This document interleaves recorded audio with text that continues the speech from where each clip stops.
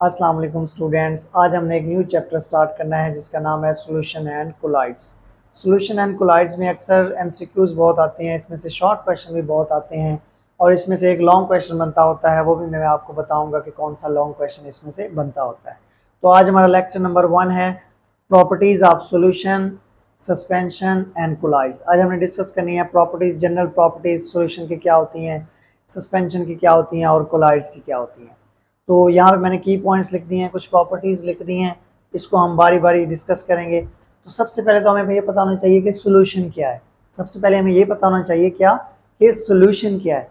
तो सोल्यूशन जब हम दो कंपोनेंट्स को आपस में डिसॉल्व करें, आपस में मिक्स करें और वो कम्प्लीटली एक दूसरे में मिक्स हो जाएं, हम उसमें इजीली डिस्टिंग्विश ना कर सकें कि ये कंपोनेंट ये वाला पहला है और ये वाला दूसरा है। तो होमोजीनियस मिक्सचर होता है सोल्यूशन, जिसको हम ट्रू सोल्यूशन भी कहते हैं, जिसमें हम कंपोनेंट को अगर डिसॉल्व करें तो वो कम्प्लीटली एक दूसरे में क्या हो जाए, डिसॉल्व हो जाए और हम उन कंपोनेंट्स को इजीली डिस्टिंग्विश भी ना कर सकें। सॉल्यूशन के बाद हमारे पास आ जाता है सस्पेंशन। सस्पेंशन को अगर मैं डिफाइन करूं तो ये होमोजीनियस मिक्सचर नहीं होता, it is a heterogeneous mixture. It is a heterogeneous mixture in which particles settles on eventually. जैसे हम कंपोनेंट्स को डिसॉल्व करते हैं, इसके पार्टिकल नीचे जाके क्या हो जाते हैं, सेटल डाउन हो जाते हैं। मैं इनकी एग्जांपल भी आपको क्लियर कर दूंगा, आपको सस्पेंशन कोलाइड सॉल्यूशन क्लियर हो जाएगा। उसके बाद अगर मैं कोलाइड्स की बात करूं तो कोलाइड्स हम किसको कहते हैं, कोलाइड्स हम कहते हैं, इसको भी हम हेट्रोजीनियस मिक्सचर कहते हैं, जिसके पार्टिकल का साइज इन बिटवीन होता है सॉल्यूशन एंड सस्पेंशन। जिनके पार्टिकल का साइज क्या होता है, is in between solution and suspension. अब सॉल्यूशन में कुछ बेसिक डेफिनेशन यूज हो जाती हैं जो 9th-10th में आप लोग पढ़ते होते हैं कि सॉल्यूशन क्या है, सोल्यूट क्या है, सॉल्वेंट क्या है। हमें पता है कि सॉल्यूशन जो है सोल्यूट प्लस सॉल्वेंट से मिलकर बनता है और सॉल्यूशन में सोल्यूट की मिकदार हमेशा क्या होती है, कम होती है, विच कंटेन लेस अमाउंट और लेस क्वांटिटी, मिनिमम क्वांटिटी, उसको हम क्या कहेंगे, सोल्यूट। और जो more quantity, larger quantity contains करेगा उसको हम क्या कहेंगे, सॉल्वेंट। और इस दोनों को हम क्या कहते हैं, सॉल्यूशन। उसके बाद हमारा बन जाता है डाइल्यूट सॉल्यूशन। अब डाइल्यूट सॉल्यूशन क्या होता है, कंसंट्रेटेड सॉल्यूशन क्या होता है, ये भी आपके माइंड में होना चाहिए। डाइल्यूट सॉल्यूशन वो होता है जिसमें सोल्यूट की मिकदार क्या हो, कम हो, और लिक्विड की मिकदार और सॉल्वेंट की मिकदार क्या हो, ज़्यादा हो। लार्जर क्वांटिटी में सॉल्वेंट हो और लार्जर क्वांटिटी में क्या हो, सोल्यूट हो। इसको हम कहेंगे डाइल्यूट सॉल्यूशन। और कंसंट्रेटेड सॉल्यूशन की मैं बात करूं तो इसमें सोल्यूट की मिकदार ज़्यादा होती है और लिक्विड की मिकदार या सॉल्वेंट की मिकदार क्या होती है, कम होती है। उसके बाद अगर मैं बात करूं सैचुरेटेड सॉल्यूशन, अनसैचुरेटेड सॉल्यूशन और सुपर सैचुरेटेड सॉल्यूशन में क्या डिफरेंस है। तो सैचुरेटेड सॉल्यूशन क्या होता है, maximum amount of solute dissolve in solution at given temperature. अब हमारे पास 50 ml वाटर है, इसमें मैं कोई सोल्यूट ऐड करता जा रहा हूँ, साल्ट या शुगर में ऐड करता जा रहा हूँ, तो मैक्सिमम कैपेसिटी इसको डिसॉल्व करने की, सॉल्वेंट में सोल्यूट को डिसॉल्व करने की एट गिवन टेम्परेचर, उसको हम क्या कहेंगे, सैचुरेटेड सॉल्यूशन। मैंने एग्जांपल भी दी है कि मैंने 100 ml बीकर लिया, उसमें 100 ml वाटर फिल कर दिया, उसमें सोल्यूट नमक में ऐड करता जा रहा हूँ, एक वक्त ऐसा आएगा कि वो डिसॉल्व होना बंद हो जाएगा, उसको हम क्या कहेंगे, उसको हम कहेंगे सैचुरेटेड सॉल्यूशन। दूसरा हमारे पास क्या है, अनसैचुरेटेड सॉल्यूशन। अनसैचुरेटेड सॉल्यूशन क्या होता है कि सॉल्वेंट में कैपेसिटी है कि वो काफ़ी हद तक सोल्यूट को डिसॉल्व कर ले, लेकिन हम काफ़ी हद तक नहीं, लेसर अमाउंट डिसॉल्व करें, तो ऐसे सोल्यूशन को हम क्या कहेंगे, अनसैचुरेटेड सॉल्यूशन। और सुपर सैचुरेटेड सॉल्यूशन क्या होता है, जब हम सैचुरेटेड सॉल्यूशन को हीट करते हैं और जब हीट करते हैं तो इसमें मोर कैपेसिटी डेवलप हो जाती है कि वो मजीद सोल्यूट को अपने अंदर डिसॉल्व कर ले, इसको हम क्या कहेंगे, सुपर सैचुरेटेड सॉल्यूशन। और होमोजीनियस सॉल्यूशन किसको कहते हैं, होमोजीनियस सॉल्यूशन जैसे हमारे पास ethanol plus water, ethanol plus water, ये कौन सा मिक्सर बनाता है, ये होमोजीनियस मिक्सर बनाता है। जबकि हेट्रोजीनियस की मैं बात करूं, हेट्रोजीनियस में हमारे पास क्या होगा, मैं एग्जांपल देता हूं, benzene plus water, benzene plus water, तो ये हमारे पास क्या हो जाएगा, ये हेट्रोजीनियस मिक्सर हो जाएगा। होमोजीनियस में मैं एक आसान सी एग्जांपल लूं तो साल्ट को आप वाटर में डिसॉल्व कर दें तो ये होमोजीनियस मिक्सर बना देगा। जबकि हेट्रोजीनियस में अगर मैं कहूँ सैंड को वाटर में डिसॉल्व कर दूँ, सैंड को, रेत को वाटर में डिसॉल्व कर दूँ, तो ये हमारे पास क्या बन जाएगा, ये बन जाएगा हेट्रोजीनियस मिक्सचर। अब हम स्टार्ट करते हैं जी, प्रॉपर्टीज क्या हैं सॉल्यूशन की, सस्पेंशन की और कोलाइड्स की। तो सबसे पहले मैं यहाँ पे लिख रहा, मैं बता रहा हूँ आपको डेफिनेशन। तो डेफिनेशन अगर मैं इसको डिफाइन करूँ तो मैं कैसे करूँगा, it is a homogeneous mixture, it is a homogeneous mixture in which particles या in which component of solution, components cannot be easily distinguished, जिनमें हम पार्टिकल्स को इजीली डिस्टिंग्विश ना कर सके, इसको हम क्या कहेंगे, इसको हम कहेंगे सॉल्यूशन। अब सॉल्यूशन के एग्जांपल में कौन सी दूंगा, एग्जांपल नंबर में अगर 1 दूं तो हमारे पास क्या होगा, salt plus water. Salt plus water ये कौन सी किसकी एग्जांपल है, ये सॉल्यूशन किया है, ये होमोजेनियस मिक्सचर बना देता है। इसके अलावा मैं एग्जांपल दूं एक और, तो मैं शुगर को जब डिसॉल्व करता हूँ वाटर में, तो ये भी हमारे पास किसकी एग्जांपल है, ये भी हमारे पास है सॉल्यूशन की एग्जांपल। उसके बाद डेफिनेशन में आ जाता हूँ सस्पेंशन की।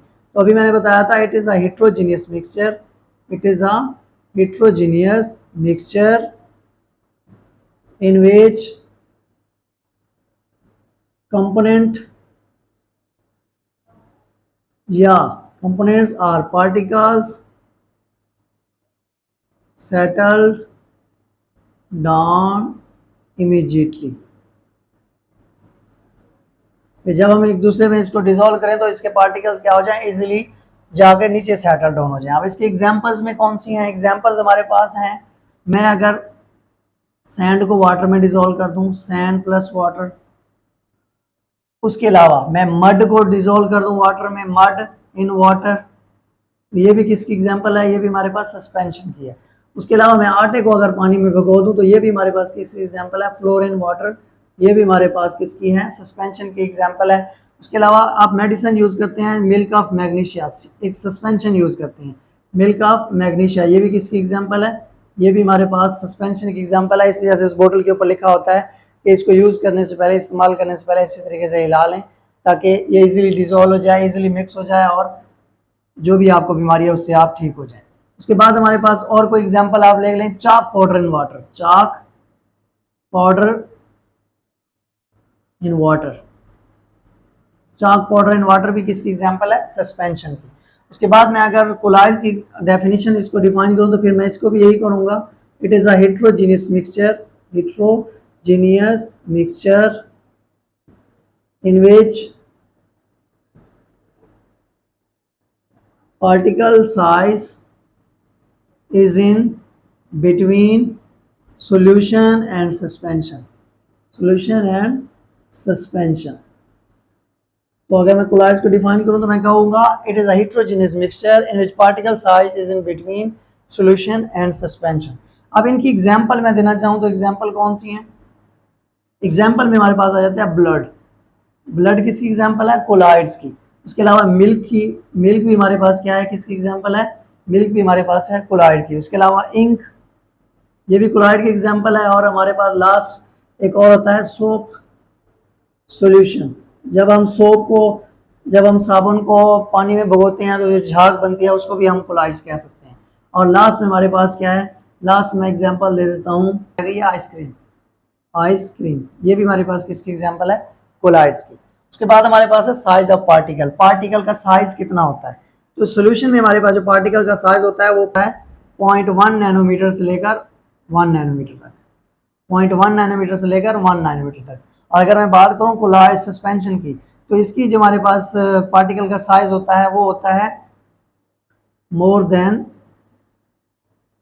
10 की पावर 3 नैनोमीटर। इनके पार्टिकल का साइज कितना होता है, मोर देन 10 की पावर 3 नैनोमीटर। अगर मैं इसकी बात करूँ तो ये हमारे पास इसके पार्टिकल का साइज होता है 1 से लेकर 10 की पावर 3 नैनोमीटर, 1 से लेकर 10 की पावर 3 नैनोमीटर पार्टिकल का साइज।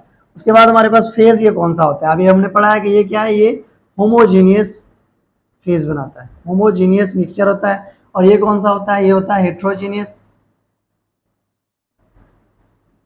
और ये कौन सा फेज बनाता है, ये भी हमारे पास हेट्रोजीनियस फेज बनाता है, ठीक है। उसके बाद हमारे पास है चार्ज ऑन पार्टिकल्स। अब सॉल्यूशन में जो पार्टिकल्स के ऊपर चार्ज कौन सा होता है, ये हमारे पास हो सकता है पॉजिटिव भी, नेगेटिव भी और एंड न्यूट्रल भी। पॉजिटिव चार्ज भी हो सकता है इनके पार्टिकल्स के ऊपर, नेगेटिव भी, न्यूट्रल भी। और इसमें हमारे पास क्या है, इसमें भी हमारे पास क्या है, इसमें पॉजिटिव हो सकता है या नेगेटिव हो सकता है, पॉजिटिव हो सकता है या नेगेटिव हो सकता है या न्यूट्रल हो सकता है। और कोलाइड्स की अगर मैं बात करूं तो ये पॉजिटिव होगा या न्यूट्रल होगा, पॉजिटिव होगा या सॉरी ये नेगेटिव होगा, ठीक है। उसके बाद हमारे पास है visibility of particles. Visibility of particles में हमारे पास क्या है कि इनके पार्टिकल आपको नज़र भी आते हैं या नहीं आते। तो सॉल्यूशन के जो पार्टिकल्स होते हैं वो नेकेड आई से भी नज़र नहीं आते, इनविजिबल,